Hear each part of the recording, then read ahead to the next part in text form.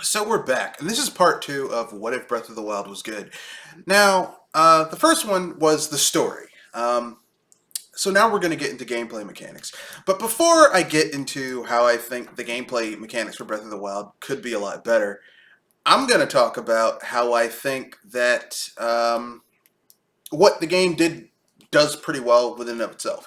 So here are a few things that I think Breath of the Wild does really well. It's a welcome improvement to the Legend of Zelda formula. Combat, just straight up combat, is much better than previous installments of Legend of Zelda. Um, they took the combat from Skyward Sword, which with the motion control that was just kind of, how can I put this?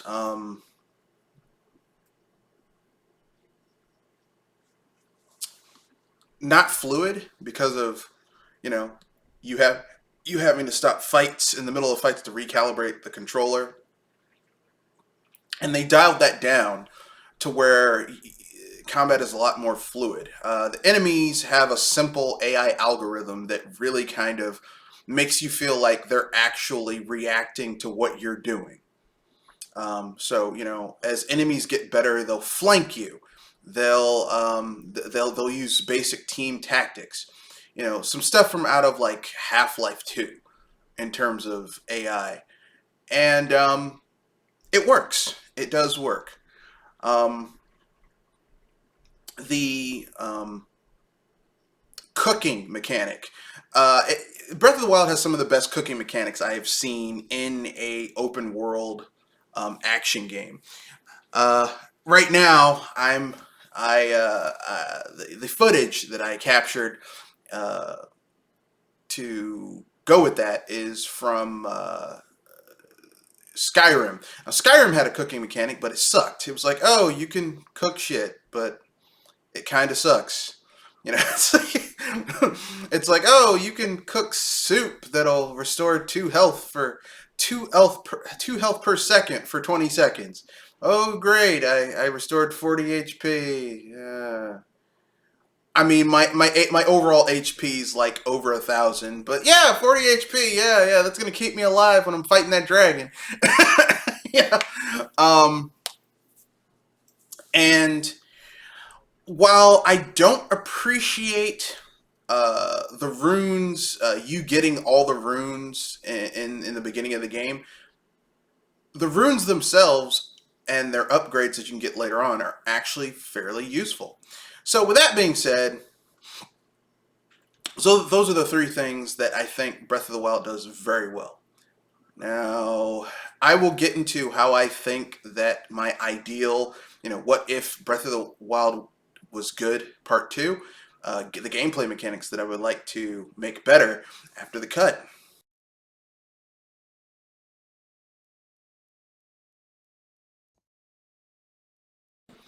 So, one of the major hallmarks of The Legend of Zelda are, well, dungeons. You know, one of the things that people have always loved about The Legend of Zelda was the whole, dungeon thing.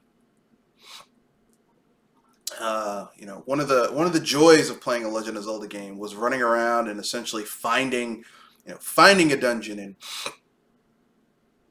getting to a dungeon and fighting your way into a dungeon and essentially discovering, areas of the dungeon you couldn't go through, and then over time, you reaching uh, you figuring out, well, hey, if I do X, Y, and Z, I'll be able to go into this dungeon and find an item that will enable me to traverse this dungeon, and by extension, areas in the overworld and other dungeons that have these same types of contraptions or walls or MacGuffins.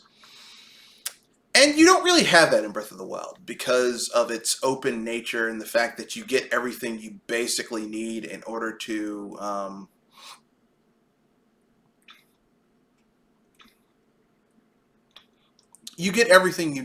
to traverse the world in the first uh, 30 minutes to an hour of the game on the Great Plateau. And I think that kind of hurts the game a little bit in terms of its progression. So here's my idea to like an idealized version of the dungeons that I would like to see overhauled in Breath of the Wild.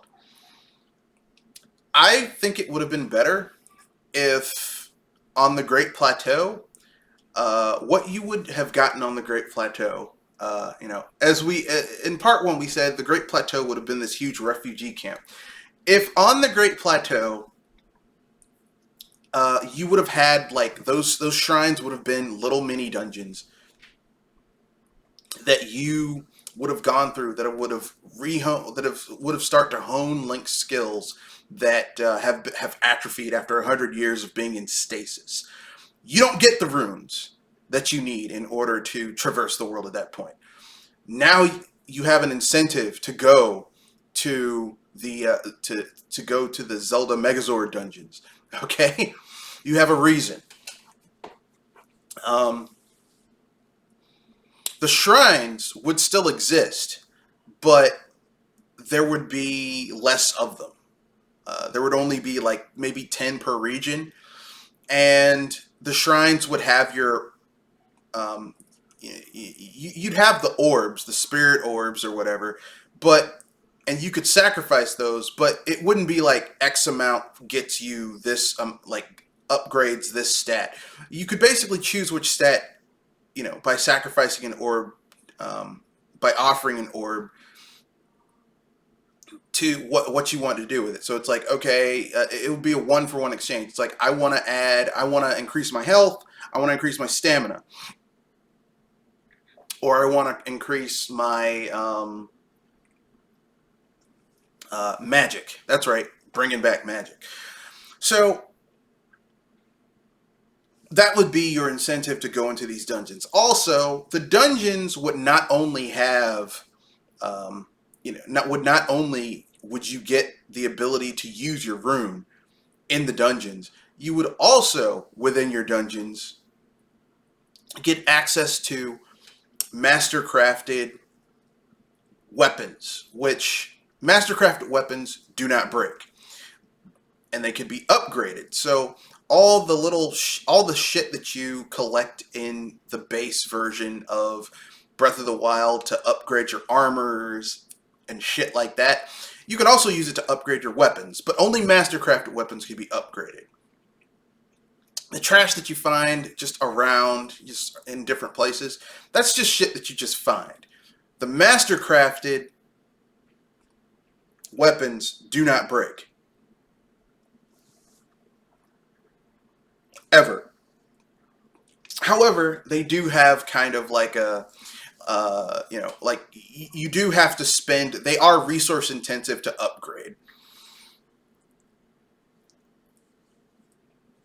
Which leads to, so that incentivizes you to go into these dungeons and do the Zelda Megazords. Or you can keep with the same thing you can do in Breath of the Wild and not do any of the Zelda Megazords and fight your way into Hyrule Castle. But here's the thing. You would be going into Hyrule Castle with, not a lot of weapons, no runes, just kind of doing the best you can with what you got. But I think that would be a very interesting mechanic. So now that we've talked, since we've talked about the dungeons, I guess now we should talk about the other aspect that would probably be interesting in a Legend of Zelda, in an idealized Breath of the Wild. What if it was good? Part 2. We talked about the dungeons. Now I'm going to talk about, I hinted at in this section, we're going to talk about items and weapons in combat after the cut.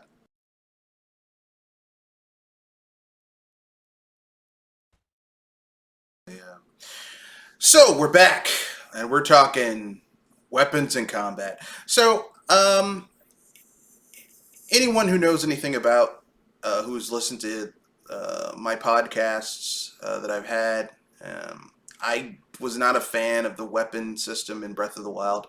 I thought weapon durability was not very good.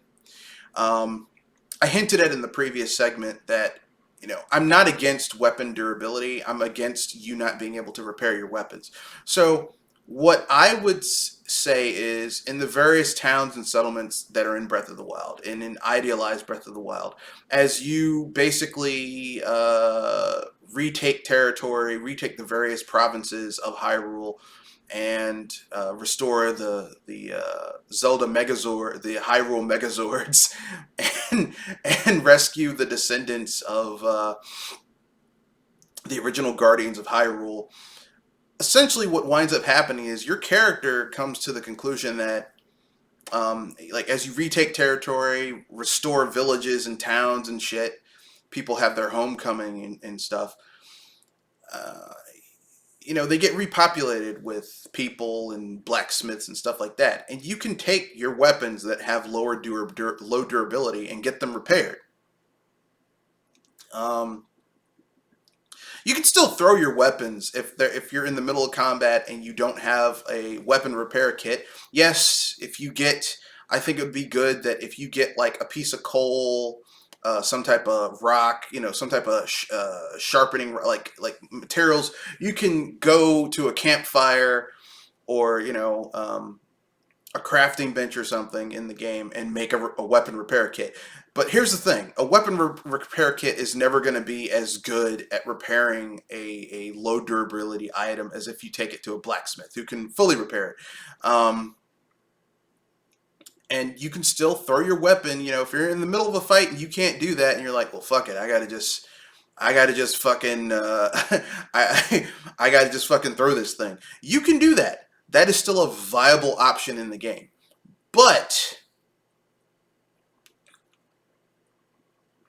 throwing your weapon and destroying it when it hits an enemy is a guaranteed critical hit, does massive amounts of damage, but that weapon is gone. If you don't do that and you do the final hit on your weapon is destroyed. Except for Mastercrafted weapons. Mastercrafted weapons would be gotten in large dungeons and or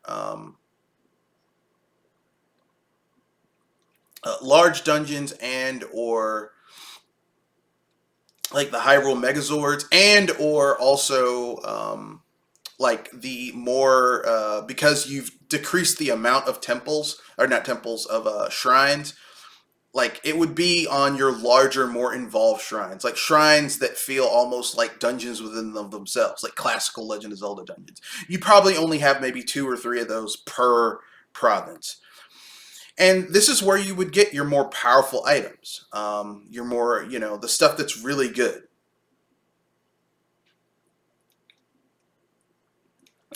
The really good shit, like your knight's broadsword, your Hylian shield, stuff like that.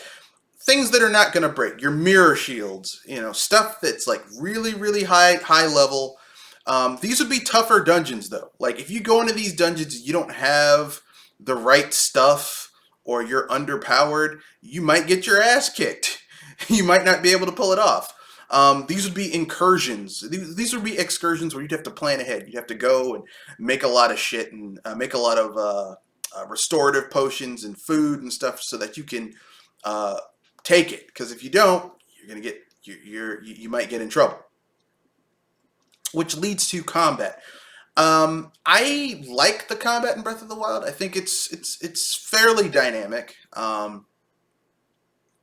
But if there is a downside to Breath of the Wild, I would say that the only real downside to Breath of the Wild's combat is I don't like how the game has to maintain the status quo in order to get people into it. I think it would be better for Legend of Zelda if, instead of just trying to maintain the status quo all the time, if instead they did something a little bit different. And the little bit different thing that I'm thinking of is, if, essentially speaking, as you clear out different provinces and take out Ganon's army that had a stronghold there, that province changes. As you clear out more provinces, the amount of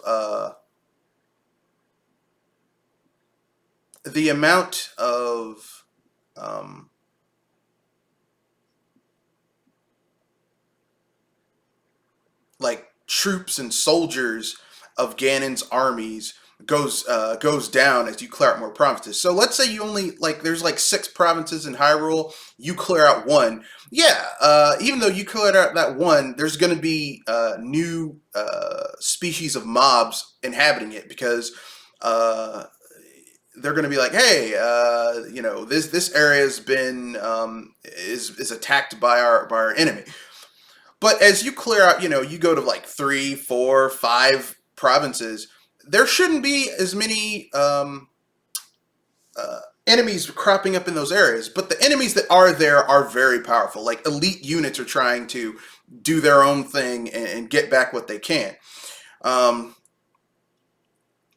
there should be certain areas where if you defeat certain enemies, like if you defeat the Moblin King, who might be like the head of the Moblins, there's no, the Moblins will run it. Most low-level and mid-level Moblins will run from you when they see you. Because they're like, if he fucked that guy up, what is he going to do to me? I'm just I'm a floor flusher.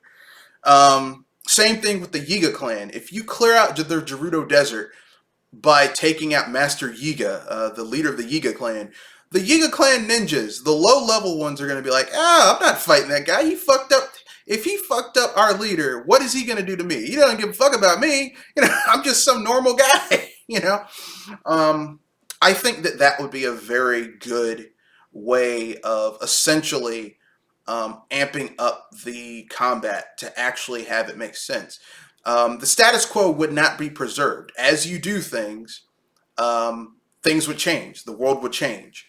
Clearing up Zora's domain, with its rain that powers up the water-based Lizalfos. Now that it's not raining all the damn time, those water-based Lizalfos that are still there are depowered. They are not nearly as powerful as they used to be. The things that you do in the game should have an effect on the overall world. Kind of like how in Twilight Princess, you unfreeze Zora's domain and shit changes. The world changes according to what you're doing. You have player agency. Which leads to the final part, which is going to be me talking about what I would do in order to update the runes. Because I said earlier in part 1, what would be the Legend of Zelda if it was better. Breath of the Wild if it was better, if it was good. And I said that you don't get your runes, and they are essentially, you have to get them by going to the Zelda Megazords. Well, there has to be another way of getting that. So we'll get to the runes after the cut.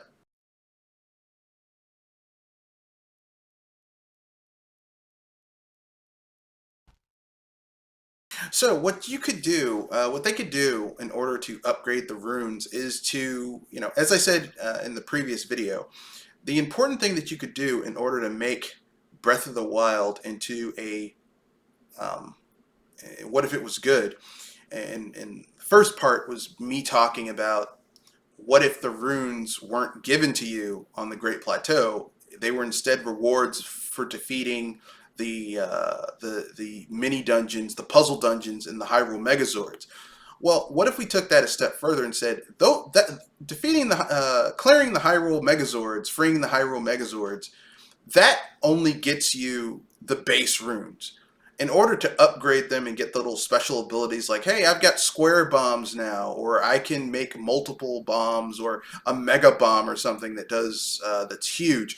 You do little side quests for the denizens of the provinces that you've cleared. For example, let's say, hypothetically speaking, you clear the Goron Megazord, and then it's like, okay, well, now that I've cleared the Goron Megazord, I have to go and, I want the ability to have square bombs. Well, I'm going to have to go and do some other shit in order to do that. Like, I'm going to have to help the Gorons clear out their foundry that's basically been taken over by a gang of monsters. So that type of thing could really, in some way, shape, or form, make Breath of the Wild better, in my opinion.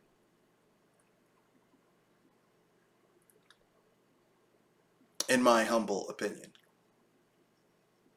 Um, Suffice it to say.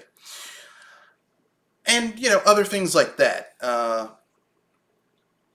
So that being said, that's the end of this segment. I'll get to the conclusion after the cut.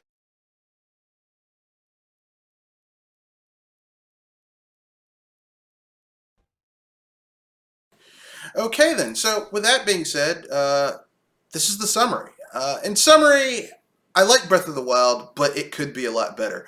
I think a lot of the accolades and praises that have been given it were given because it had been years since the last Legend of Zelda game. I think that stripping out core features that were part of the franchise for years didn't really help it all that much, um, in my opinion. And that's just my own personal opinion. Uh, I do think, a lot of people are going to get angry about that, but that's just how I feel. So, with that being said, give me your thoughts. Agree, disagree? Do you have some things that you think could be added to The Legend of Zelda that would make it better? Let me know in the comments section, or you can reach me via Discord. Um, both ways are perfectly viable. You could also reach me on Twitter at Mr. Red Fox, or sorry, at Matthew Wesley at Mr. Red Fox 91. You can at me on Twitter at Mr. Red Fox 91. So that's always good. That's the end of this video. Rate, comment, share, subscribe. We have a podcast every Wednesday and Saturday at 7:30 p.m. to 9 o'clock p.m. Eastern Standard Time. Also, I have a podcast on that I'm a member of, um, Project Console, every Tuesday, 7:30 to 9 o'clock p.m. Eastern Standard Time. The host of that is Kenoshi Abominito. So that's the end of this video. We can rate, comment, share, subscribe, and all that fun stuff. So peace, have a good day, enjoy. Um, Share your thoughts if you so choose. And that's the end of this video. Peace.